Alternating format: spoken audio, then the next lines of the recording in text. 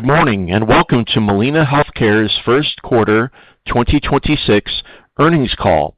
All participants will be in listen-only mode. Should you need assistance, please signal a conference specialist by pressing star then zero on your telephone keypad.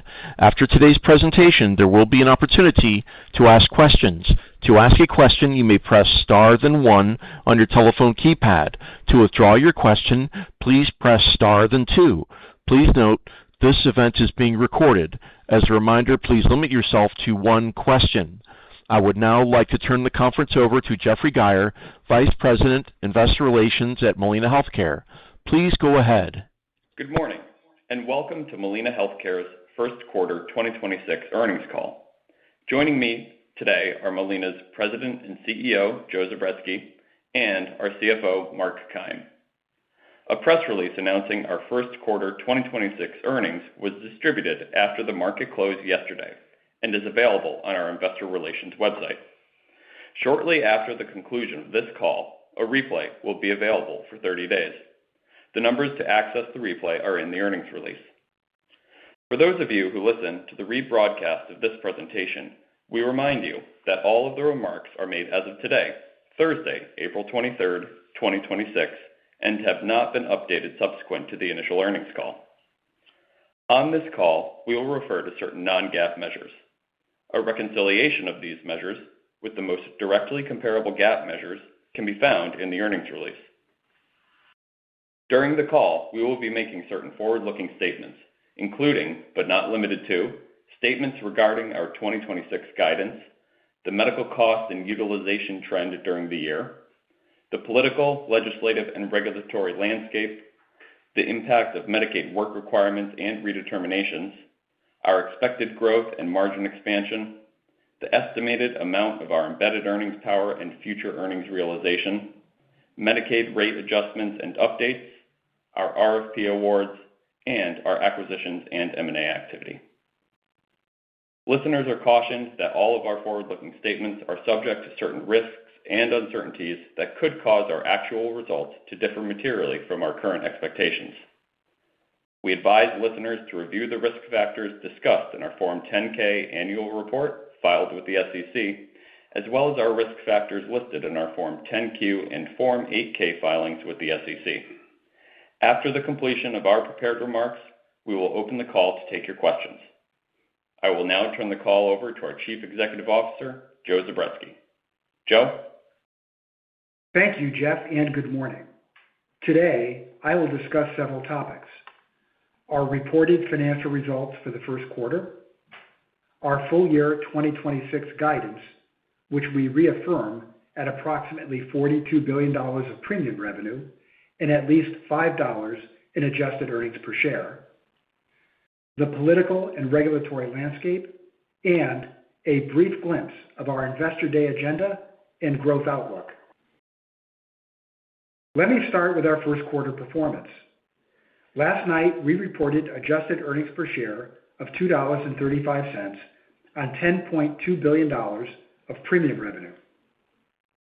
We would characterize the result as solid under the circumstances, but that characterization is against the backdrop of current modest expectations. Our 91.1% consolidated MCR reflects strong operating performance as we continue to navigate a challenging medical cost environment. We produced a 1.6% adjusted pre-tax margin in the quarter. In Medicaid in the first quarter, the business produced an MCR of 92%. While the January 1st rate updates came in as expected, our medical cost trend was modestly favorable to our expectations. We continue to work to enhance our medical cost management protocols to address the areas of high cost trend we observed in 2025. Last year, we observed a 7.5% medical cost trend that included 250 basis points of acuity shift related to the post-pandemic redetermination process. However, the acuity shift in core utilization impacts diminished as the year progressed. Our expectation that the acuity shift trend that we had experienced in 2025 was behind us and would not recur is holding up. We feel confident in our 5% medical cost trend assumption for 2026. In Medicare, we reported a first quarter MCR of 89.8%. At the beginning of the year, we successfully completed the transition of MMP members to the new integrated products. Our duals business is the strategic focus for us in Medicare. As previously mentioned, we will exit the MAPD product for 2027. In Marketplace, the first quarter MCR was 84%. Membership stands at 305,000 and is slightly higher than our prior guidance. But the profile of our membership is as expected, following our decision to reduce our exposure in this highly volatile segment. The majority of our members are renewal members, and we remain concentrated in the silver tier, which leads to greater stability and predictability in our membership base. Turning now to our 2026 guidance. Although the quarter was strong when compared to internal and external expectations, we are merely reaffirming our full year 2026 adjusted earnings per share guidance of at least $5. Our full year 2026 premium revenue guidance remains at approximately $42 billion. We note that our forecast for Medicaid membership attrition increased slightly, but the associated revenue loss is projected to be offset by higher revenue in Marketplace. We remain optimistic that states may provide off-cycle and retro rate updates throughout the year as they did last year. We are keenly aware that medical cost trend and earnings came in modestly favorable to expectations in the quarter. That being said, merely reaffirming our prior full-year guidance is a prudent approach at this early point in the year and in this current environment. When we report second quarter results, we will update our full-year 2026 guidance to reflect the first and second quarter results, which will provide a time-tested base off of which to project the second half of the year. Turning now to the political and legislative landscape. In Medicaid, states continue to evaluate their processes on how to implement work requirements and biannual redeterminations. The guidance from CMS affords states some flexibility on how to proceed with these requirements, particularly as it relates to the timing of these reviews. We are working closely with our state partners on the administrative requirements needed to implement these new policies. We continue to believe that membership impacts will be minor and emerge gradually through 2027 and 2028, and therefore, any impact due to changes in the risk pool will be small. In Medicare, we are pleased with the improvement in the CMS final rate notice compared to the preliminary notice. In addition, the continued progress of states promoting the integration of Medicaid and Medicare supports the long-term competitive position of our duals products. In Marketplace, as we approach the 2027 pricing cycle, we will likely remain cautious, as it is still possible for disruptive regulatory changes to occur.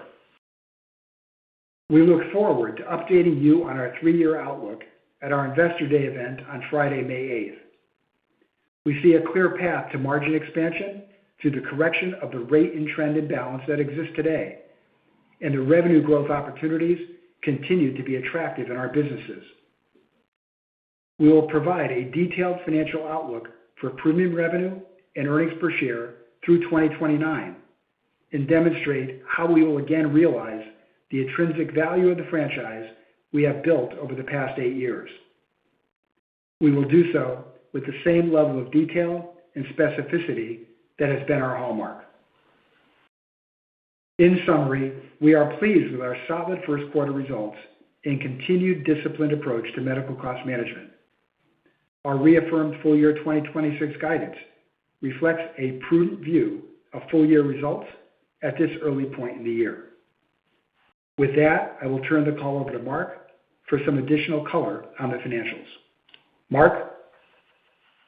Thanks, Joe, and good morning, everyone. Today, I'll discuss additional details on our first quarter performance, the balance sheet, and our 2026 guidance. Beginning with our first quarter results. For the quarter, we reported approximately $10.2 billion of premium revenue with adjusted EPS of $2.35. Our first quarter consolidated MCR was 91.1 and reflects continued disciplined medical cost management. In Medicaid, our first quarter reported MCR was 92%. The January 1st rate updates came in as expected, while medical cost trend was modestly favorable to our expectations. In Medicare, our first quarter reported MCR was 89.8, in line with our expectations. We remain confident in the pricing and benefit adjustments we implemented for 2026. In particular, our duals products, which now include last year's MMP members, are off to a good start. In Marketplace, our first quarter reported MCR was 84. Adjusted for prior year risk adjustment and program integrity impacts reduces that metric to approximately 79.5. Given the pricing actions we took in our Marketplace segment this year, we have reduced our exposure and prioritized margin improvement. Our adjusted G&A ratio for the quarter was 6.9 and reflects the timing of certain operating expenses with no change to our full-year outlook. Turning to the balance sheet, our capital foundation remains strong. In the quarter, we harvested approximately $35 million of subsidiary dividends, and our parent company cash balance was approximately $213 million at the end of the quarter. Our operating cash flow for the quarter was $1.1 billion and driven by the timing of government payments in Medicaid and Marketplace. Debt at the end of the quarter was 6.1 times trailing 12-month EBITDA, and our debt-to-cap ratio was about 48. We continue to have ample cash and access to capital to fuel our growth initiatives. Days in claims payable at the end of the quarter was 44, modestly lower than is typical due to the timing of payments at quarter end. We remain confident in the strength and consistency of our actuarial process and our reserve position. Next, a few comments on our 2026 guidance. As Joe mentioned, we continue to expect full-year premium revenue to be approximately $42 billion. Within that number are a few moving pieces. We now expect same-store membership in Medicaid to decline 6% this year, up from previous guidance of a 2% decline. We expect to end the year with approximately 4.5 million members. Meanwhile, Marketplace saw moderately higher paid renewals, ending the first quarter at 305,000. With normal market attrition, we expect membership in our Marketplace segment to end the year at approximately 250,000. Renewing members now represent 70% of our book. Lower membership in Medicaid and higher membership in Marketplace results in our premium guidance remaining at approximately $42 billion. With low and no utilizers now at the lowest level we have seen, we do not expect any acuity shift from additional Medicaid membership declines. Our full-year consolidated MCR and each of our segment MCRs are unchanged. In Medicaid, the full-year MCR of 92.9 includes rate increases of 4% and medical cost trend at 5%. States continue to update their actuarial data to reflect higher observed trend. We remain optimistic states may provide off-cycle and retro rate updates throughout the year, as they did last year. Several of our states have already provided off-cycle rate increases, and these would represent upside to our guidance. Full-year medical cost trend guidance remains in line with our previous expectations. States continue to evaluate program design and benefit changes to address medical cost categories with the highest observed trends. Our MCR guidance on Medicare is 94. We remain confident in the performance of our Medicare duals and integrated product business. In Marketplace, our full-year MCR guidance is 85.5 and includes the normal expected seasonality. We continue to expect the full-year G&A ratio to be approximately 6.4 as we drive efficiencies in our operations. The higher ratio reported in the first quarter was simply timing of a few items within the year. We reaffirm our full-year EPS guidance of at least $5. We continue to expect earnings seasonality to be front-end loaded this year, reflecting the January 1st Medicaid rate cycle in the first half of the year and implementation of the Florida CMS contract in the second half. Turning to embedded earnings. Recall that our definition of embedded earnings is the future incremental contribution of our new contract wins and acquisitions. Recall that $2.50 a share of embedded earnings is the combination of 2026 MAPD losses and Florida CMS first-year implementation costs. Both are certain to be positive impacts to our 2027 performance. Embedded earnings will remain a driver of value in the future. We look forward to providing you with an updated view of this important measure at our Investor Day. This concludes our prepared remarks. Operator, we are now ready to take questions. We will now begin the question and answer session. To ask a question, you may press star then one on your telephone keypad. If you're using a speakerphone, please pick up your handset before pressing the keys. If at any time your question has been addressed and you would like to withdraw your question, please press star then two. In the interest of time, please limit yourself to one question. At this time, we will pause momentarily to assemble our roster. The first question comes from Andrew Mok with Barclays. Please go ahead. Hi, good morning. Appreciate the updated comments around lower Medicaid membership. Can you help us understand which states are driving that incremental pressure and how that impacts the MLR outlook and cadence for the balance of the year? Thanks. Sure, Andrew. I'll frame it and kick it to Mark. We are pretty spot on with our membership forecast in Medicaid for about 15 or 17 of our states at about 2%. We underestimated the impact in California, Illinois, New York, and somewhat in Texas. And in California, it was certainly influenced by the undocumented immigrant population. I'll kick it to Mark to talk about why we don't expect a continued acuity shift here. And it has to do with what we call low and no utilizers and the fact that that's a much smaller component of our population today than it was in the past. Mark? Yeah, absolutely. Good morning, Andrew. Yeah, so the states that Joe mentioned are driving why we're looking for a little bit higher attrition this year. California, Illinois, New York, Texas. Joe mentioned in California, it's the UIS, the undocumented immigration status members that are probably very disproportionately driving that state. Now, our guidance has membership attrition was 2% for the year. In our new guidance, it's now 6%. So certainly on volume, that's down. In our prepared remarks, we said the revenue would be offset by Marketplace. But to Joe's point, the acuity impact, potential acuity impact on a higher attrition assumption for Medicaid, we're really not seeing it. When we look at the low and no users, most of them came out over the last year and a half or 2 years since the start of redetermination after the pandemic.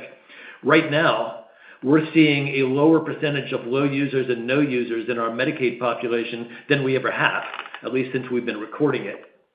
The other point I'd mention is when we look at our stayers leavers analysis on Medicaid, the people that are staying with us versus the people that are leaving us, the leavers at this point are leaving very close to portfolio averages, which is just one more data point that suggests to us that any of this pent-up acuity shift is largely behind us.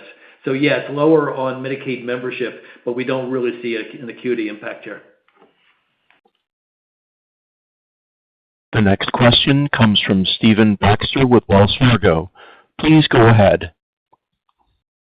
Yeah, hi, thank you. Just to kind of follow up on that, I hear your point that low and no utilizers are at the lowest point you've seen, but I guess enrollment is also being more tightly managed, I think, probably at any time in the recent history of the Medicaid program. So I guess, can you talk a little bit about your confidence level that that actually is kind of the reasonable baseline for looking at this? And then I hear you on the kind of the acuity narrowing and the leaper stayer narrowing as you got through the second half of the year.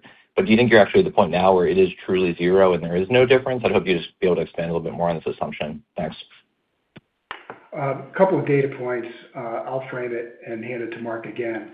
Our definition of low and no utilizers, we don't actually talk about exactly what it is, but it's a good metric to figure out whether there's large skews of MCRs in your population. That right now is very tight. In fact, in our definition, the percentage of total membership that are low and no users is 7.5 percentage points lower than it was at the peak of the pandemic. And it's actually below pre-pandemic levels. So we're really confident that the post-pandemic redetermination process eliminated a lot of people who weren't using the system and eliminated them from the Medicaid rolls. Now, with respect to membership, yes, the whole eligibility verification process has gotten tighter in states. Right now, we're comfortable with our 6% membership attrition assumption for 2026. And when we talk to you at Investor Day on May 8th, we'll give you a longer-term view of what that might look like for our Medicaid business over a 3-year period. The next question comes from Ann Hynes with Mizuho Securities. Please go ahead. Great, thanks. Can we talk about free cash flow? Your free cash flow was strong in the quarter after a couple of years that weren't great. What do you expect for 2026? And then on your debt to cap, I know it's right now 48%. What is the goal? What's the ultimate goal to get that to, and maybe the timing? Thank you. Hey, Ann, it's Mark. Good morning. Thanks a lot for that. I get questions on operating cash flow all the time, and as you know, in a regulated business like Molina, what's more important than total company operating cash flow is cash flow at the parent, right? Operating cash flow swings a lot as we do accruals for risk adjustment for corridors. We hold those accruals. Maybe we don't pay them down for a year or two. Then if we're not accruing new liabilities, you see those operating cash flows, but they aren't meaningful for the company because, again, the cash flow stays in the subs. What is meaningful is the cash flow at the parent. We continue to have a lot of success with dividends moving from our subsidiaries to the parent. We moved cash to the parent once again in the first quarter, and our outlook for the rest of the year is pretty good. My cash at the parent is a little over $200 in the first quarter. It'll be more than $600 at the end of the year based on the dividends I expect to take throughout the rest of the year. So very good cash flow to the parent, and that's where we can actually use it to redeploy, and that's what's really important. So on debt to cap, we are a little higher than we've been, but still at a very comfortable level, 47, 48%, depending on how you measure it.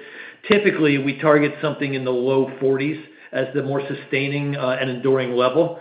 But with normal net income and the outlook we have for the business, I'm very comfortable with where we are on debt to cap. The next question comes from Kevin Fischbeck with Bank of America. Please go ahead.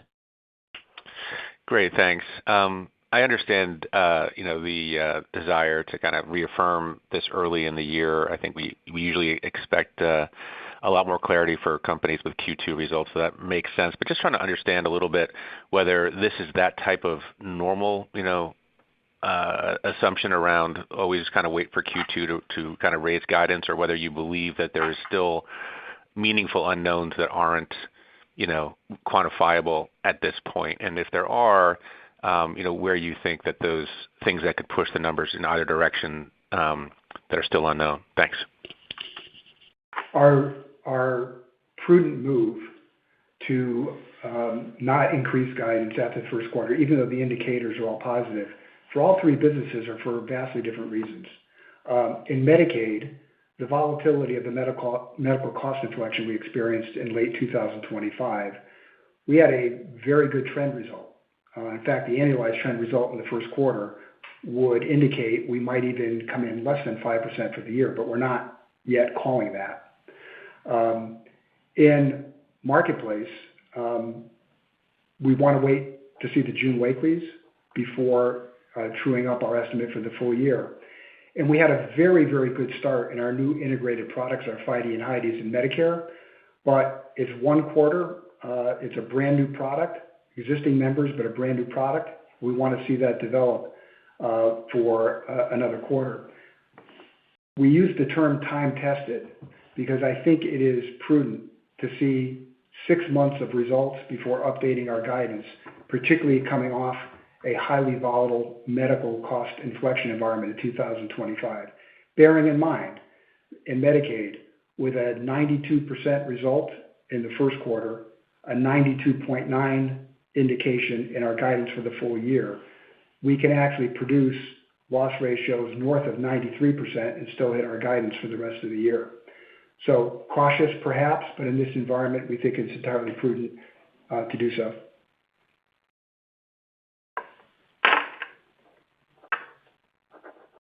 The next question comes from Justin Lake with Wolfe Research. Please go ahead.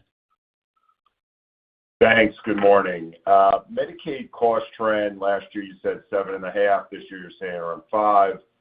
Appreciate the company's transparency in giving quarterly Medicaid trend. I think you said 1.2% in the first quarter last year and 1.6% in the second. Can you give us the Q3 and Q4 trends that you saw quarterly coming out? What are you seeing in the first quarter? And can you give us the split between trend and acuity each quarter? And maybe also tell us what's driving the lower trend, what cost categories driving the lower trend this year? Thanks. Sure, Justin. I'll frame it and hand it to Mark. The framing remarks that I'll make is that in 2025, on a reported basis, trend appeared to be accelerating. But as normalized and viewed on a pure period basis, it was actually declining throughout the year. Now, the real key point is all of that 2025 information is trying to be used by observers to predict what's going to happen in 2026. In 2026, for one quarter only, the 2.5% acuity shift component of trend for 2025 did not recur. And the trend observed in the first quarter annualized would put us at better than 5% for the full year. So despite what it was doing in 2025, it looks like at least for one quarter, our trend pick for 2026 is holding. Mark, do you want to discuss the quarters? Sure. Justin, I appreciate your question. And the 1.2, the 1.6 you cited, I certainly recall. The way we look at our medical cost expenses is at the time, what we report is what we know at the time. The other way we look at medical costs is on a pure period basis. We go back and we look at the full development of medical costs and we put them in the periods of their dates of service. Those dates of service on a pure period basis, in retrospect, can look different than what we reported at the time. So the 7.5 that we looked at for last year is certainly the number we saw. The evolution of it is a little bit different than we reported at the time. So what we saw is higher trends in the first and second quarters declining when we put the costs into their appropriate time periods, which we call a pure period basis. Within that declining overall medical cost PMPM, the component of the acuity shift that we've talked about declined very meaningfully, such that by the end of the year, it was de minimis, almost gone. And as what Joe said, what gives us great confidence is here in the first quarter, we're seeing exactly that bear out. We're seeing the run rate of the 5% we saw last year of the core, but we're not seeing the acuity shift. In fact, as Joe said, we're seeing just a little bit better than that run rate of 5%. But at this point, it's too early to really lay that out. I always am reluctant to talk about trends on a quarterly basis because there's seasonality and there's noise. It's a much better annual concept, but I certainly appreciate the question. The next question comes from Sarah James with Cantor Fitzgerald. Please go ahead. Thank you. Days came in at 44, which is below the 46 to 47 range in the prior 3 quarters. I know you're attributing that to timing, but is there any way that you can give us a look at normalized DCP x the timing items, and then help us understand how you're thinking about reserve funding for Florida Kids, given the scale of the contract and typical pressure in the beginning of new contracts? And then second, in your assumption that the sub-dividends bring parent cash up to $600 million by the end of the year, would that be possible while your company-wide RBC still remains similar to the 305% that you exited 25 with? Thanks. I'll take the Florida. I think your second question was about Florida Kids. Let me frame that, and we'll be talking about this on May 8th as a proof point of the significant amount of new business wins we've had over the last 5 or 6 years. The Florida Kids program, Florida CMS, the official name, we believe that full run rate is a $6 billion revenue program. We are in full implementation mode currently. We are experts at managing high acuity lives, which is what this is. And we also have an unparalleled platform, in our opinion, of managing behavioral costs, both from a clinical and cost perspective, which is a very large component of this program. We're really proud of the RFP proposal that we put forward and won. We have good visibility into the economics of the program now that we're in implementation mode. We have all the cost and claim data from our customer, our state regulator, and we have visibility on the 25-26 program rates. So all that being said, we believe and we've seen that the financial profile of this program is attractive, and we believe will provide for a meaningful, it already has provided for a meaningful addition to our embedded earnings to be harvested over a 2-year period. Mark, you want to address the reserve stats? Absolutely. Sarah, there was a lot in that question. Let me start with DCP. You were at 44. We were at 44 in the first quarter.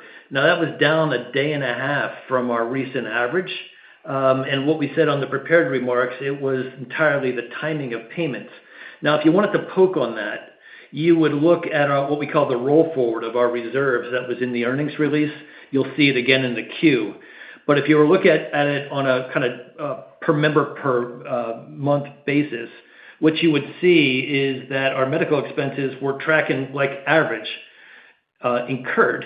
But on a paid basis, we just paid faster, and that'll stick out in the PMPMs if you do the math. Now, the other thing you guys do a lot of times to test our reserves is you look at the growth of premium versus the growth of claims payable. And our premium revenue was actually slightly negative year over year, and our claims payable was actually meaningfully positive year over year, which would certainly give you comfort. Now, on top of this, these are just testing balance sheet liabilities. Underlying this are true actuarial picks, which remain standard like they always are. I think the last part of your question was, can the dividends that I talked about still be possible in the presence of the RBC ratio? Absolutely. We only take dividends when they are above the RBC target of 300. So we would never dividend to get below 300, if that was the point of your question. We'll finish the year well above 300 RBC, even with those forecasted dividends. The next question comes from A.J. Rice with UBS. Please go ahead. Hi, everybody. Maybe just to clarify something on the quarterly trend and then ask about Marketplace. You were nicely ahead on MCR relative to consensus. I wonder how that compared to your internal expectation. And is any of your hesitancy on rolling that forward and updating guidance related to unusual items that might have impacted the quarter? I know some of the other companies have called out weather and flu being favorable. I don't know whether that had any impact on the trend you saw. And then my question on the exchanges, you're probably the only one that's saying you're seeing silver level continue to be the predominant one. Others are talking about move to bronze. One even said they had some backup into gold. Is that pretty much benefit design that's driving that, or are you seeing something different in the market than perhaps others are seeing? And then finally, just comment, your 305,000 current membership down to 250, is that just evenly spread over the back half of the year, or do you sort of expect a more material drop at some point? Let me take them in reverse order so I can remember them. On 305,000, think of it as going down to 250. Think of it as 40,000 terminations per quarter and 20,000 SEP adds. So 20,000 decline per quarter for 3 quarters. That's the easy one. On HIX product mix, we are still predominantly silver at 50%, but yes, we are in bronze where states allow a pricing regime that bronze can be profitable. And yes, there was a slight shift to gold during the year, and I'll let Mark take that and put some color on that in a minute. And on your question about the Medicaid MCR, we use the word time-tested for a very specific reason. There was nothing unusual about the first quarter. The flu season, what we call ILI, is coming in slightly better than last year, but within expectations. The weather had an effect here and there in various states, but for a few days here and there, no impact. The quarter was clean. Coming off of the unprecedented inflection of 2025, we want to see 2 quarters of information before we declare that the 5% trend is coming down and the 4% rates are going up. It's as simple as that. Mark, anything to add on HIX? Yeah, absolutely. On the point of the metallic mixes, the market is certainly up on bronze. A lot of what people call buy downs as the subsidies declined. And certainly we have a little bit more. We reported about 20% of our mix was bronze this year, which is up a little bit since last year. We're at silver 50% and gold almost 30%. What's interesting about gold is a lot of states have shifted their metallics such that gold becomes just as attractive as silver. As a result, we have a lot of golds and silver. Now, why maybe do we have less buy downs than the market? Remember, our renewal rate is 70%, so we're keeping a lot of the same people, and very often they're staying in the same metallic.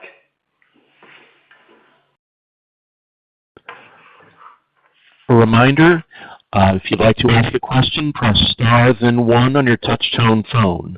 The next question comes from Scott Fidel with Goldman Sachs. Please go ahead. Hi, thanks. Good morning.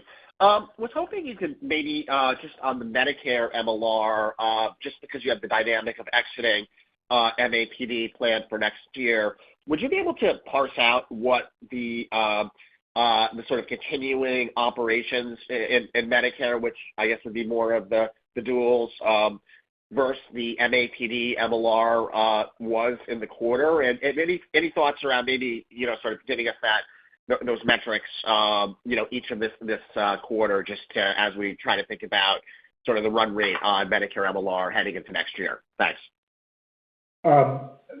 You're right to point out that the Medicare story is a little more complicated than most Medicare stories because it's a combination of our D-SNP product, which has been in force for many, many years, our MMP members who are now converted to commercial-based HIDE and FIDEs, and then our MAPD product, which is going to be, we're going to eliminate that product for 2027. We cited a drag on this year's earnings due to the MAPD product. I think we cited as producing $1 of earnings per share drag. That won't repeat next year. And it is tracking to plan. These SNPs have always produced a modest profit, and they continue to.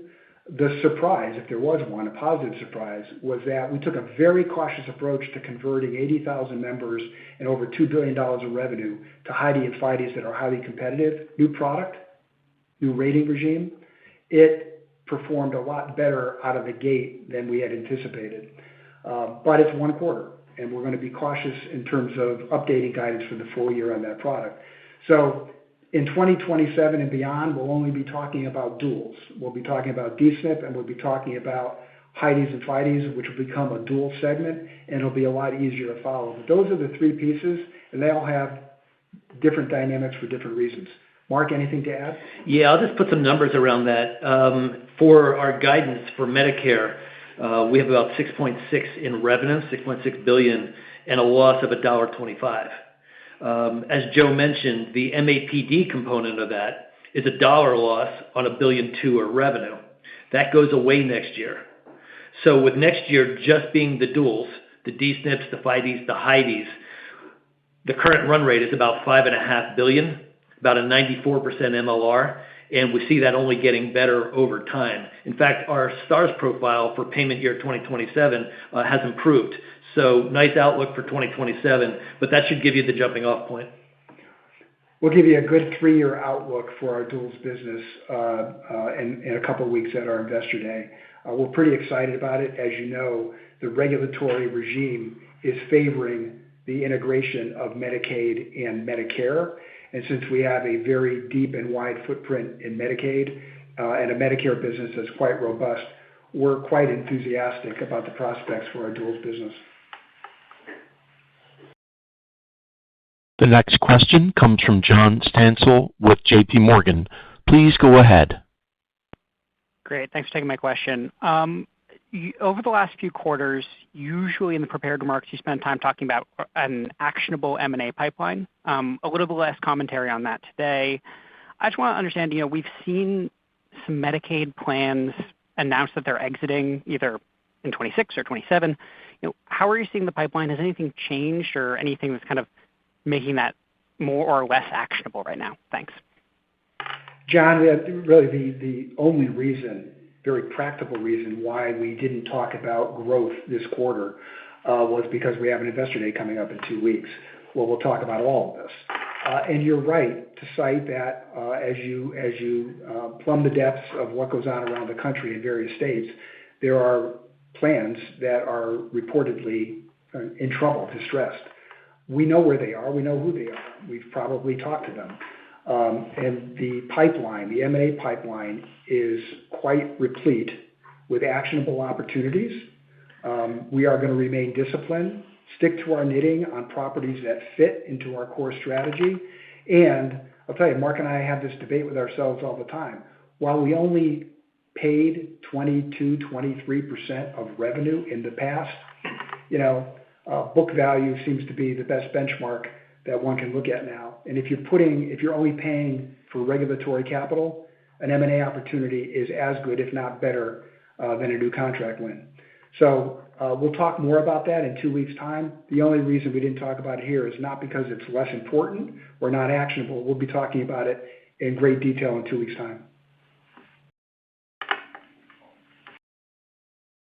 The next question comes from Erin Wright with Morgan Stanley. Please go ahead.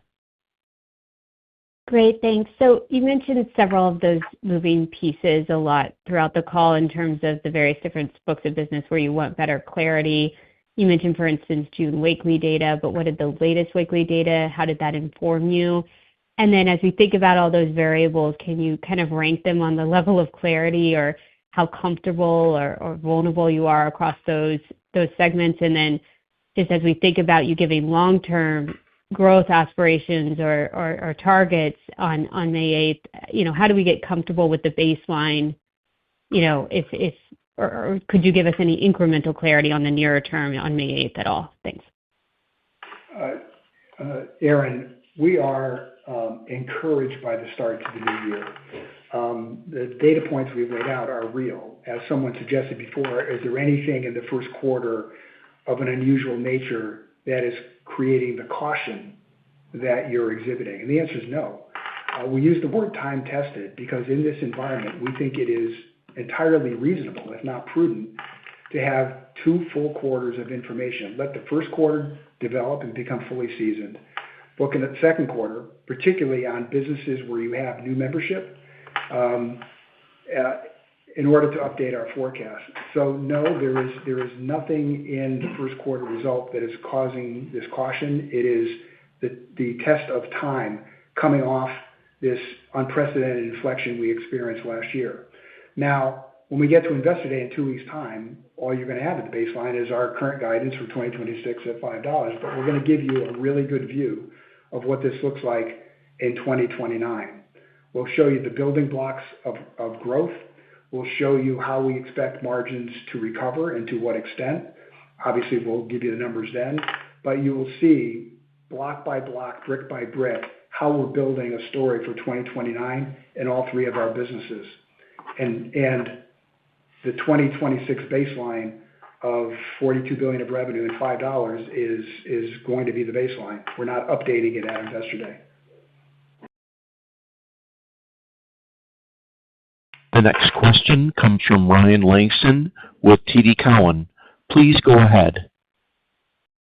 Good morning. Sorry if I missed this, but can you elaborate a little bit more on the commentary of timing for operating expenses in G&A? Is that for incentive comp or something else? And then on the MAPD business exit, you said in the past that you might have an opportunity to monetize that.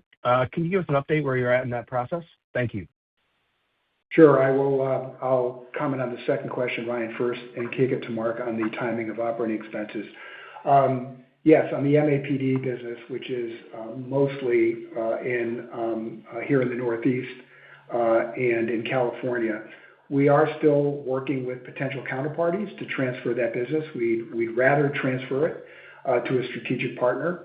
We're still working with various counterparties to that end.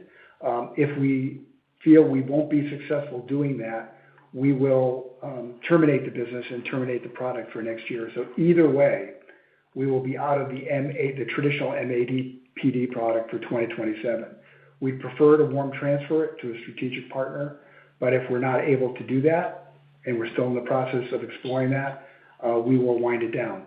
Mark, timing of expenses? Yeah. Hey, Ryan. Full year guidance unchanged, as I said in my prepared remarks, 6.4. We booked a 6.9 in the first quarter, which is entirely timing.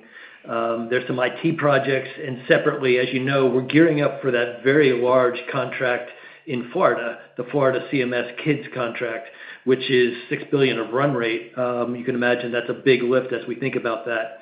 So it's just some lumpy expenses quarter to quarter. The emphasis here is that full year is unchanged at 6.4. It's just the lumpiness of how we recognize expense. The next question comes from Michael Ha with Baird. Please go ahead. Thank you. Just wanted to follow up on Steve's question about low and no utilizers. I understand you're at the lowest level you've seen. You don't expect additional acuity shifts as Medicaid declines, and that your low utilizers, I think you said 7.5% below peak. And I know, Joe, you mentioned you won't provide a definition on that, but is there any way you could provide a bit more color around perhaps what buckets of MLR you consider low utilizers? Is that 0 to 20, 20 to 40% MLR, higher? For example, would a 70% MLR member be considered that?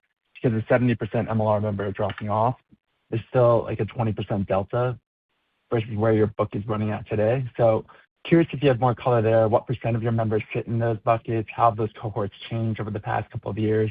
Also, how do they compare versus your expansion book? Thank you. Well, I'm not sure we actually. I'll respect your question and try to answer as best I can without. I think we're going to stop short of giving detailed numbers. Let me frame it this way. First of all, over what time period? If somebody doesn't use a service in a 90-day period, is that a no utilizer? Many people don't get a service for 3 months at a time. So the way I'll frame it is we didn't lock in on a definition. We tested all definitions. We tested time periods. We tested 0 utilizers, very clear, no claims. What's a low utilizer? Is it a PMPM number? Is it a medical loss ratio number? We tested definitions and centered in on one. And to be honest, the fact that low and no utilizers are down substantially, even below pre-pandemic levels, it almost matters not. It doesn't matter a lot what definition you use. It's down. So we're not giving absolute numbers, and we're not giving the model that we're using. But I absolutely assure you that making up a definition to make yourself feel good about it is not what we do here. We tested the definition across a wide range of time frames and PMPM medical costs per that time frame to test whether it mattered or not. And I will tell you, it doesn't matter all that much it is markedly down, and therefore we're not anticipating acuity shift. Mark, you're the architect of all this. Do you have anything to add? Yeah, what's important is this is a directional statistic. As Joe mentioned, we've taken a lot of different approaches, and directionally, the number of low users and no users by all approaches is much lower. The specific numbers in this case are less relevant. The other statistic that I use, which just gives us great comfort in what we're seeing, is the stayers-leavers analysis. A year or two ago, leavers would have left at much lower PMPMs or MLRs, whereas now they're leaving at those ratios being much closer to the average, which again is one more data point supporting our view on this.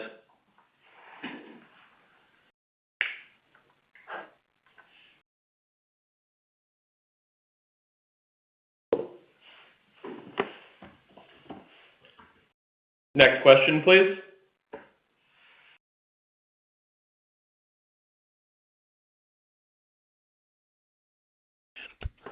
The next question comes from Lance Wilkes with Bernstein. Please go ahead.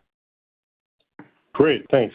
Can you talk a little bit about the state behaviors you're observing as we're going through this? And what I'm interested in, obviously, you commented a little bit on off-cycle rate increases, and maybe if you can talk about maybe what are the characteristics that help to drive that. But interested in, kind of comments on pipeline, how states are approaching implementation, new processes, what types of products, if any, they're looking at, kind of given the backdrop.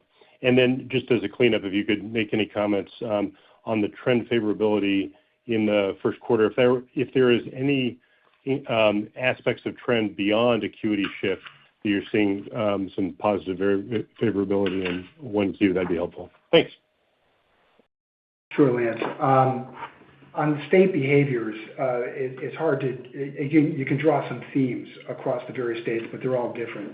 But generally speaking, we're seeing states step up to the reality that a cost inflection has occurred and they are catching up to it. What do they need to catch up to? If you look at the trends we've experienced over the past 3 years, 4.5, 6.5, and 7.5, the cost baseline is 20% higher than it was 3 years ago. That's what they need to catch up to. Now, we believe we're operating 300 basis points, 300 to 400 basis points better than the average market. So as they catch up, we should be going back into much more positive territory than we already are. Bearing in mind, our guidance in Medicaid is for a 1.5% pre-tax margin this year, eliminating the impact of Florida kids. So we're in good shape there. So states are stepping up on rates.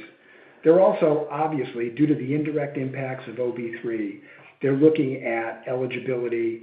They're looking at carve-ins and carve-outs. They're wrestling with, provider and MCO taxes. They're dealing with all the effects of that. They're looking at helping MCOs reintroduce on behavioral, for instance. During the pandemic, a lot of that was relaxed because people weren't using services. So you could go state by state, but those are the general themes. Focusing on eligibility a lot, focusing on program features, supplemental benefits that maybe don't need to be funded, and trying to deal with the residual impacts of OB3. That's what we're seeing. On first quarter trend, I think your question was, is there any more color to put around it? From a medical cost perspective, we're seeing good controls over inpatient and Medicaid. The inpatient trend is flattening in Medicaid. That's pretty obvious. Pharmacy is actually behaving favorably. High-cost drugs are still a pressure point, but number of script volume per thousand and unit cost is actually leveling as well. And BH, which has been a trend inflection over the past 2 or 3 years, is more favorable this year, at least in the early stages, than it was in the past, due to state controls, client controls, and company controls. So those are a few, but it's certainly good news and encouraging news in the first quarter that the first quarter trend in Medicaid annualized would have us slightly better than the 5% trend assumption for the year. Mark, did I miss anything? No, Joe, I think that's well summarized. The only thing I'd add about trend is comments that Joe made, obviously very appropriate. There's always questions about ILI or flu, whatever you want to call it. Pretty much a normal season for us, and we're now coming out of that, so I think that's behind us. Thanks, Lance. The next question comes from George Hill with Deutsche Bank. Please go ahead. Yeah, good morning, guys, and thanks for taking the question. Two quick ones. Mark, you talked about, I want to follow up on Michael's question. You talked about the decline in zero or low utilizers down to the lowest level. It seems like it moves a lot sequentially from Q4 to Q1. Would love to have you talk a little bit about what drove that. And Joe, as we talk to state administrators on the Medicaid side, we're hearing a lot of worry about the community engagement requirements as we go into 2027. Would love to hear any early thoughts that you guys have had. We know work requirements are an issue, but a lot of states are worried about how to administer the community engagement requirements. Would love to hear what you think about that. I'll take the second one first, and then we'll go back to low and no, Mark. On community engagement, every state is different. We're actually fortunate in a way where we have a business in Nebraska, which is a state that has declared it's going early on work requirements. So we have some insights. And I'll tell you, they're going to move, and they're going to move for the middle of this year. But it is very clear that the rules around, what information do you need to terminate someone ex parte, procedurally, how does it work? What's the definition of medical frailty that's going to be used? So we are working with each of our states in different ways. Various states allow different levels of intervention with MCOs in terms of whether you can help people find work, whether you can help them fill out the forms. Every state is different. But our community engagement teams nationally, property by property, are extremely engaged with each of our state clients on working through these requirements. But I will tell you that it is still a bit unclear, given the very general guidance CMS has given, what information is going to be required to terminate someone or allow them on ex parte, and what are the exceptions, particularly with medical frailty. Mark, you want to take the low or no user question? Absolutely. So, George, the market is down. Medicaid membership market is down about 20% since its peak in 2023 when redetermination began. As those 20% of the people came out, a lot of them were zero and low utilizers. That is what drove the acuity shift, right? As they come out, the remaining population is, on a weighted average, slightly higher cost per member. So what we saw in 24 and 25 was a component of our trend attributed to that mix shift, which we call acuity shift, across 24 into 25. Across 25, we saw the percentage of low utilizers and zero utilizers fall to the lowest level. It was a little higher at the beginning of 25, and by the end of 25, it was at its very low level, which gave us confidence that acuity shift is largely behind us. So again, the component of low and no utilizers falling 24 and 25, that's what contributes to the acuity shift, and our data shows us that's largely behind us, if not totally behind us. Our last question comes from Jason Cassorla with Guggenheim. Please go ahead. Great. Thanks for squeezing me in. Most of my questions have been asked, but maybe just a quick one on earnings seasonality. You talked about the majority of earnings in the first half. You have an updated Medicaid enrollment expectation, higher exchange enrollment to start the year. I know there's prudence in your outlook. Given the unknowns and some timing nuances with the GNA and the ramp-up of the Florida CMS, maybe just if we could step back, if there's anything more or anything else on the seasonality side you'd be willing to give for us as we sit here today ahead of your Investor Day would be helpful. Thanks. Mark, you want to take what we expect for seasonality this year? Absolutely. What we had said previously was about 2/3 in the first half, 1/3 in the second half. I'm not going to update that now, because if I did, I'd effectively be giving you second quarter earnings. But proportionally, we're in the same place. We had a nice first quarter, but I think proportionately, we would be in the same front half, second half. What drives that? Well, the Medicaid rate cycle. Remember, we're a little bit front-end loaded on the Medicaid rate cycle. Remember, seasonality on Marketplace means always first half of the year is a little better than second half. That's baked into our full year guidance. And then lastly, fourth quarter, Florida Kids. As Joe mentioned earlier on this Q&A session, Florida Kids will come in pretty high MOR in its first quarter, which is typical for new business. That'll be some weight on the fourth quarter, no doubt. But those are the major components, and proportionately higher in the first half, lower in the second half, as we said. This concludes our question and answer session and Molina Healthcare's first quarter 2026 earnings call.